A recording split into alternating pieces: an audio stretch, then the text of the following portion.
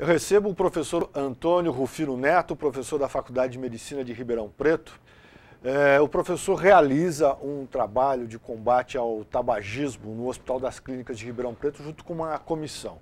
Então, no primeiro e no segundo bloco, ele fez um apanhado da situação no mundo e agora ele vai falar um pouco sobre o trabalho que essa comissão realiza para espantar o cigarro da vida dos funcionários do HC.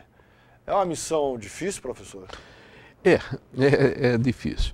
Eu só gostaria de fazer um esclarecimento que, na realidade, não é um trabalho meu, do Rufino só, mas é um trabalho muito grande da comissão.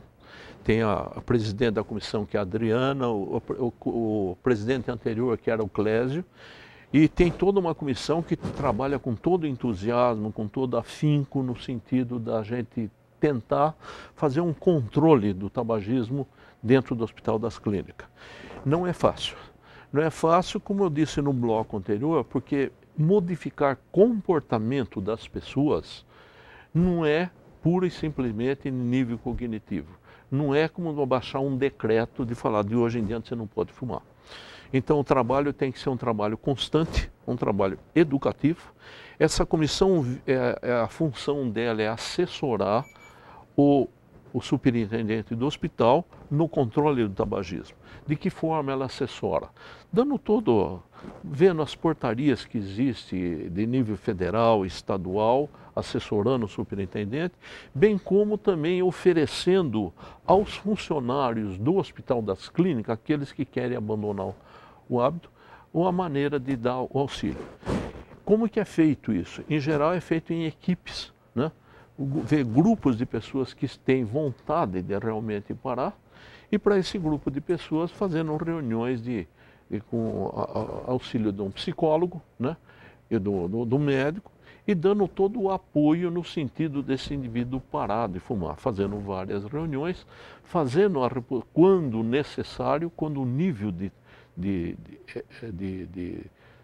dependência é muito grande, você dá uma reposição de nicotina. Faz a reposição em pequenas doses para repor, porque a pessoa também não aguenta ficar. E vai dando todo o apoio emocional. Essa comissão tem tido bom sucesso, muitos dos funcionários pararam de fumar, né? É verdade que tem as recaídas, alguns deles voltam a fumar novamente, mas outros continuam sem fumar. Mas o senhor falou que a comissão, por exemplo, eu sendo um funcionário do Hospital das Clínicas, eu fumo, eu vou até essa comissão. A comissão. Que amparo que ela me dá? O que eu vou ter na comissão? Vai ter na comissão exatamente, se de fato tiver vontade, você vai fazer parte de uma equipe onde se faz reuniões com apoio psicológico, com apoio medicamentoso, se for o caso. Mas no caso, o cigarro, quando o senhor fala psicológico, o cigarro ele é um apoio emocional? Funciona como se fosse. Algumas pessoas se sentem apoiadas por isso aí. Eu me permito até contar uma piadinha. Claro. A piadinha que o Churchill, né, primeiro-ministro da Inglaterra, um dia perguntaram para ele: senhor ministro, o senhor sabe quantos anos de vida esse charuto tirou do senhor? Diz que ele parou de fumar, olhou, ele falou: não faço ideia. Mas você sabe quantas ideias boas eu também tirei desse charuto? Tá? Quantas ideias boas? Realmente, para o paciente fumante, às vezes o indivíduo está nervoso, se sente lá agitado, atrapalhado, ele se distrai com o cigarro. Agora está falando um ex-fumante. Eu me lembro, a hora que você estava assim, pegava um cigarro, de fato ficava fumando, vendo, se distraía um pouco com a fumaça. Então, um tipo de distração dessa natureza. É verdade que tem outros tipos de distrações menos maléficas do que essa daí. Mas o caso do tabagismo, que queira realmente, então ele encontra nessa comissão toda a orientação do que ele deve fazer para parar de fumar. O cigarro, ele provoca um vício, o senhor já abordou isso, eu gostaria que o senhor reforçasse. Um vício psicológico ou é um vício físico? Não físico. Ele é uma dependência química. A dependência está ligada à nicotina. Não é só um hábito, né? Não é só um vício assim como outro qualquer que a pessoa está viciado nisso e de coisa psicológica, não. É uma dependência biológica que a pessoa tem. Nesse sentido, tem um livro do professor José Rosenberg. Pode me dar aqui, professor, enquanto o senhor fala. O professor José Rosenberg, esse livro, só uma curiosidade, o autor desse livro aí é um inglês naturalizado brasileiro, tá? É uma pessoa, é uma verdadeira biblioteca ambulante, José Rosenberg. Ele escreveu esse livro, tem 1112 referências bibliográficas só sobre nicotina. É referências do mundo todinho, do mundo inteiro ele foi buscar bibliografia sobre isso daí. E mostrando a nicotina, quais são os diferentes efeitos maléficos que tem no organismo da gente.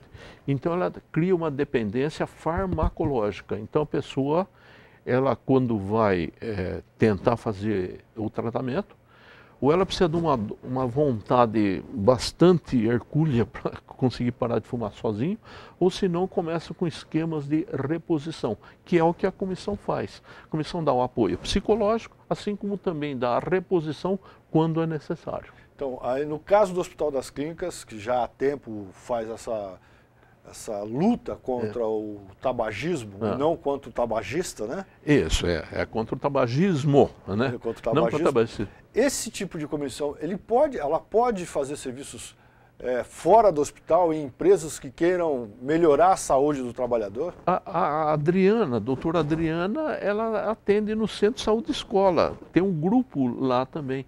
Na Prefeitura Municipal, lá no Centro de Saúde, ali no pronto-socorro, tem um trabalho feito também para as pessoas que querem. Pode socorrer lá. Mas, essa equipe não vai sair daqui para trabalhar fora. Mas agora, propaganda, palestra, eu mesmo fiz muitas palestras orientado pela comissão aí fora para a cidade. Agora, o senhor falando, me ocorre aqui o seguinte: a propaganda do cigarro ela é tão enorme diante da propaganda que a comissão não existe. Se eu quiser fumar, eu tenho uma vastidão de chamadas, mas se eu quiser parar, Marcos quiser parar de fumar, eu não sei onde. Claro que eu sei porque eu estou aqui com o senhor sabendo que é a comissão do HC. Mas um cidadão comum talvez não saiba aqui na unidade aqui em Ribeirão Preto, da Cuiabá, tenha uma comissão, do pronto-socorro tem uma comissão. Precisamos divulgar mais. Sem dúvida alguma. Agora, não pensa que é interesse do governo fazer uma divulgação. Não? Não, não é.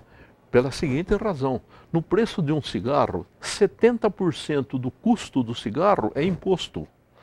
Então agora eu vou permitir também contar um negócio, deixar bem público, acerca quando Delfim Neto era o ministro do Planejamento, tá?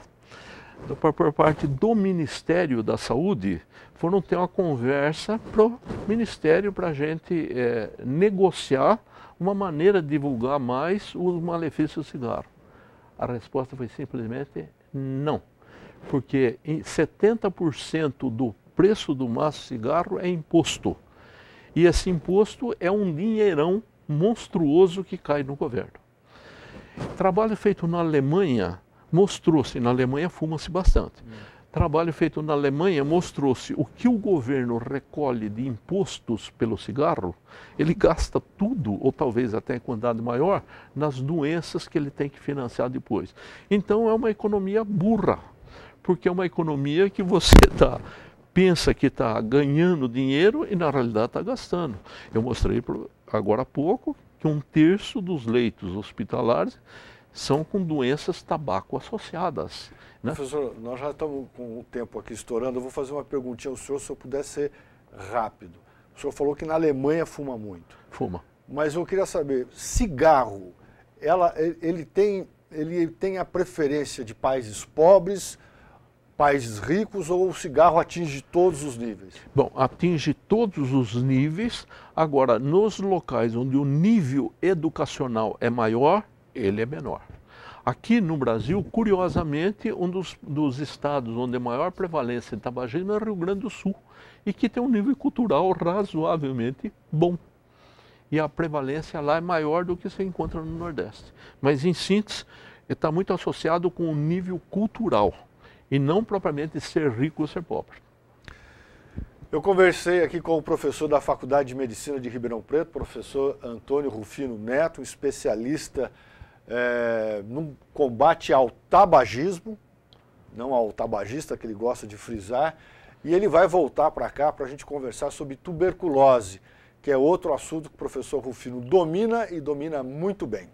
Muito obrigado pela sua atenção, até o próximo programa.